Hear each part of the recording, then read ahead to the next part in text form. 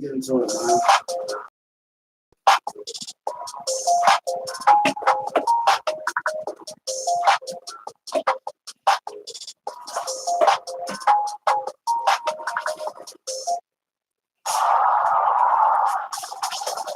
Make sure I hit that button. What's up, everybody? Hey, shout out to everybody.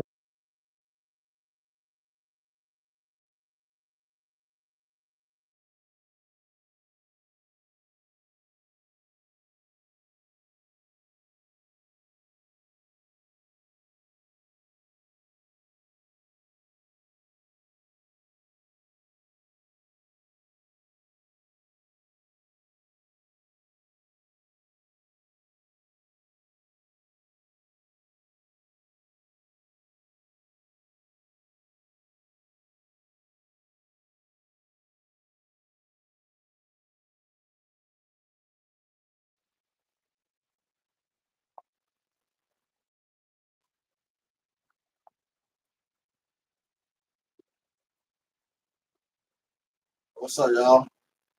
How the fuck they got that business? All right, let's get into it, man.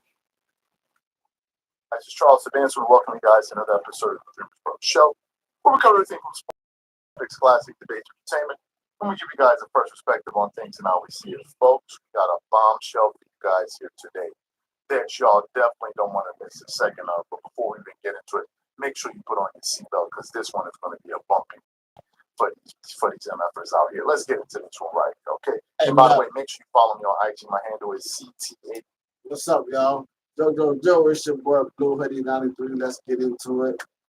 We got this banger. Stephen A. Smith reveals that Michael Jordan is planning to obviously destroy the modern era.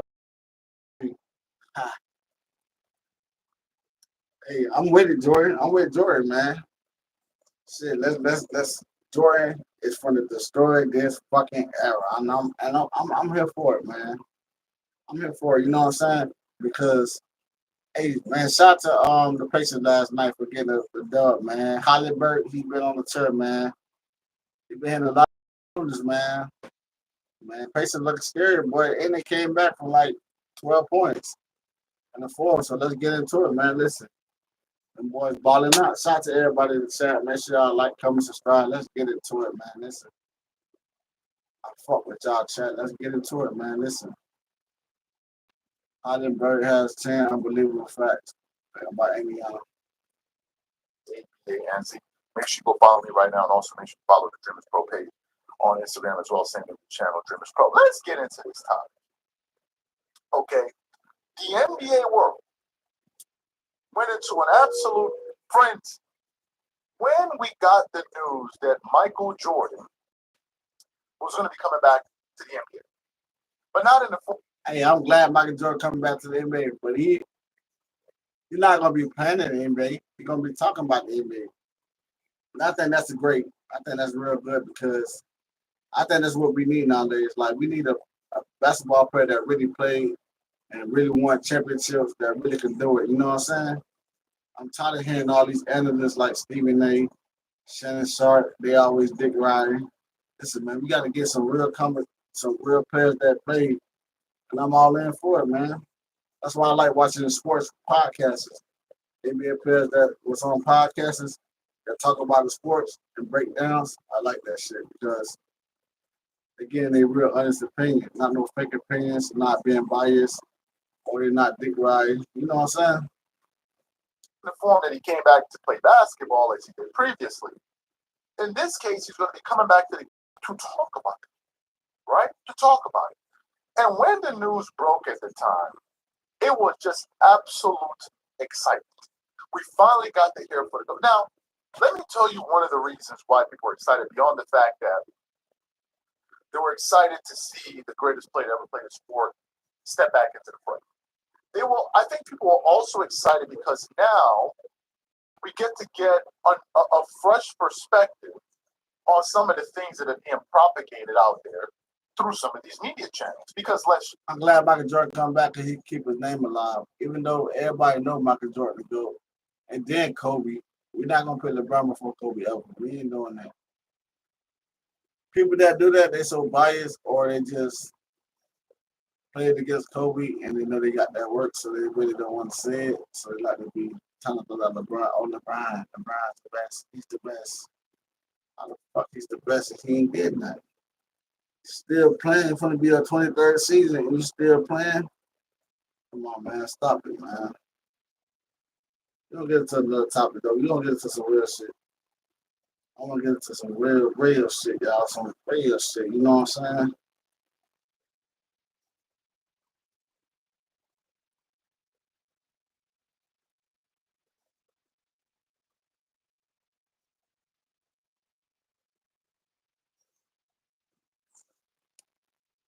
I got it. Yeah.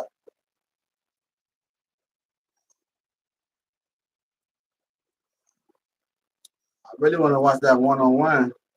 Is it on that chapter? I think it's on that chapter. If that Larry Stevenson versus Michael Beasley, we gonna spring to that. I'm about to see if I can find it real quick. If I can find it, we down sure gonna watch it. Y'all gotta tune in. I'm gonna tell y'all to come to the other chat if it's really there. So let's see. The next chapter. All right, so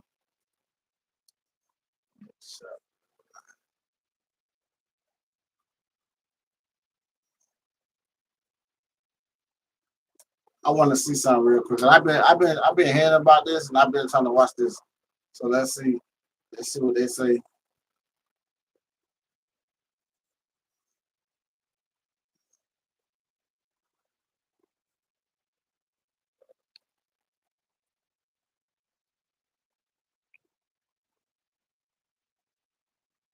I guess it's not on here, so I thought it would be on there, but it ain't.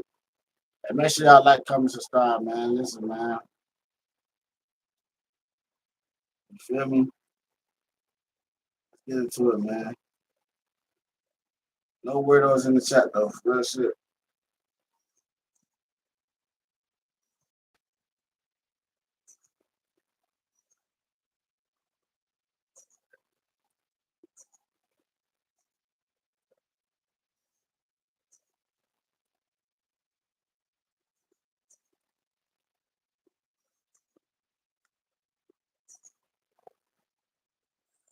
I think so. I think Dion.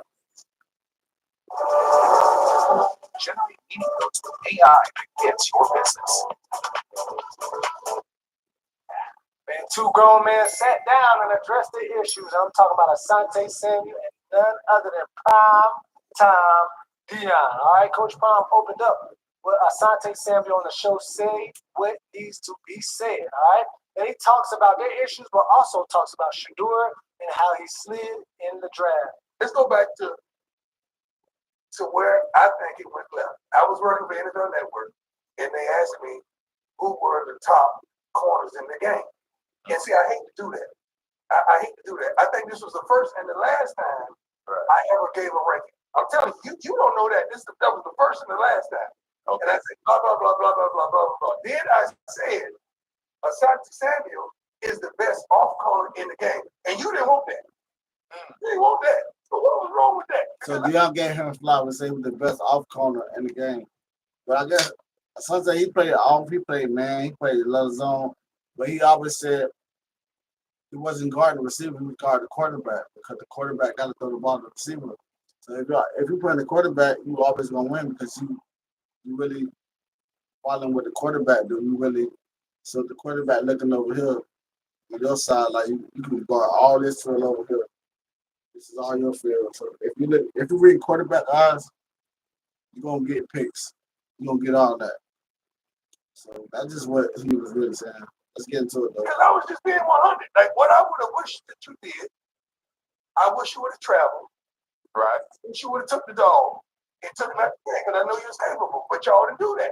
Right. So it's hard for me to say that when you got Reeves out there and some of the other cats out there, and they were traveling. But the reason why I wasn't interested in matching up because I wasn't getting the ball like I was getting in practice against Tom Brady. So let me explain this to you, right? Like I say, you the one pioneered that term lockdown corner, but you have 50 interceptions. Nobody is doing that no more, right? So how I looked at it, Coach, right? the quarterback was in control of the football. True. Most quarterbacks are right-handed. True. And most passes go to the right side. All right, now the defensive left side, right? See, that's how you know he. What's up, Rod? Hey, shout to Rod in the chat, y'all. Shout to that boy Rod, man. Hey, Rod, listen. What's up, my G? Make sure you like, comment, subscribe, my G. Hit that like button, hit that notification button. You're free to subscribe, free to like, you're free to comment. So let's get into it. Hey, so this is what he's saying. See, Asante Samuel is a smart football player. Because most of the quarterbacks is right-handed. You will barely see a quarterback that's left-handed. You know what I'm saying? It's rare. Say it's like 30%. 30% you'll see a quarterback left-handed. You know what I'm saying? I think Tua, he left-handed. But most of the quarterbacks right-handed. You know what I'm saying? That's a fact right there. I never heard nobody say that, though. Ever.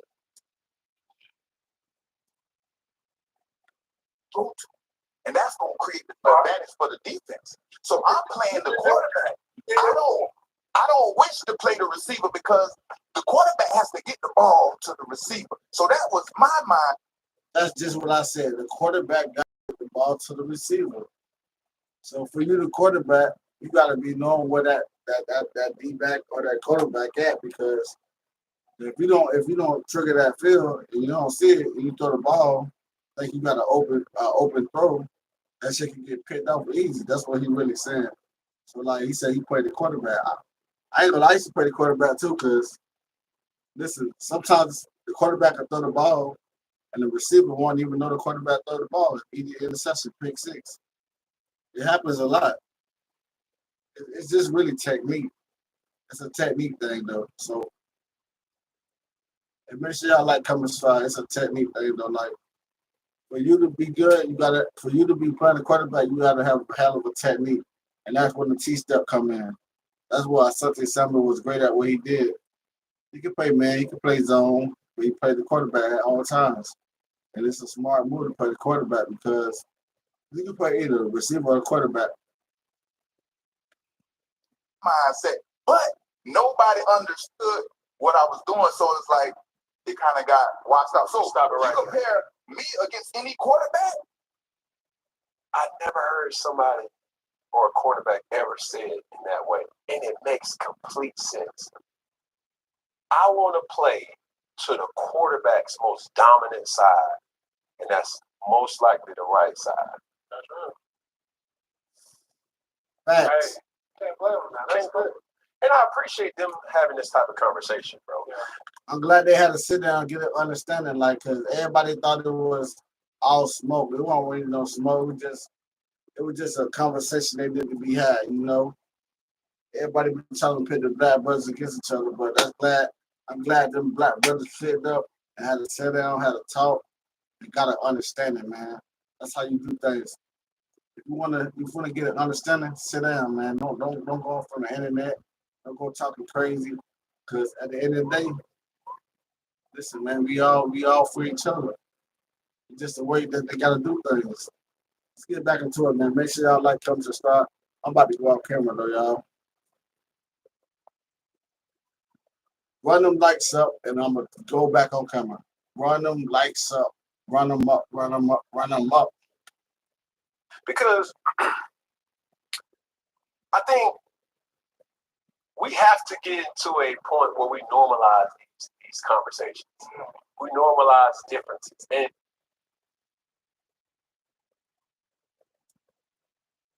So who y'all think gonna win the finals, y'all? Who y'all think gonna win the finals? The Pacers or the Thunder? Who y'all think? Who y'all got? Who y'all got to win the finals?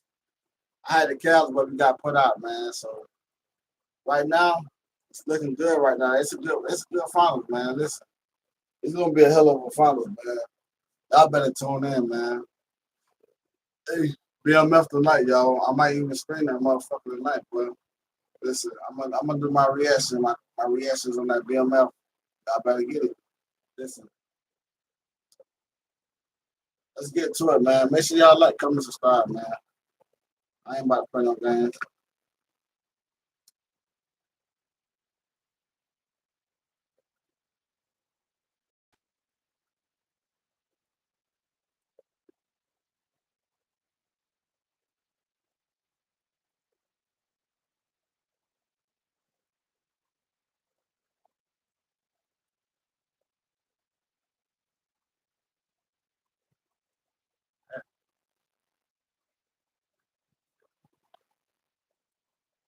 Let's get it, y'all. Man, look, check me out. I'm about to. Should I react to Lil Wayne? I want to, but then again, I don't.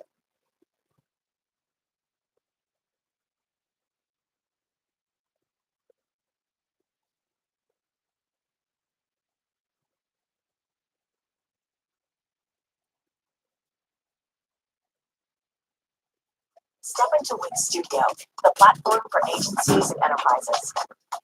Kick off projects in a workspace that's designed for your workflow. Work seamlessly and experiment freely. And design complex layouts with intuition and precision to that very last pixel. Structure and populate dynamic content fluidly and manage rich content with elegance and efficiency. Accelerate responsive design with AI, optimized for every screen. Create and customize interactions from subtle movements to advanced behaviors. And see your vision through, from draft to client handover. This is web creation at scale. Flexible, fast, limitless. This is your studio. All right, y'all. Let's get into it.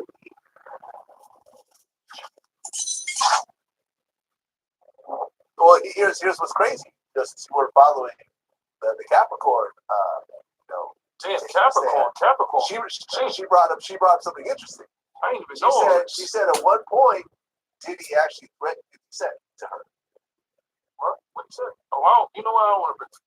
Well, no, hold on. Let me just say it. So basically, what she said was after Diddy and 50. Hey, Vlad, you always trying to bring 50 Cent. Like, you know 50 Cent don't fuck with you, Vlad.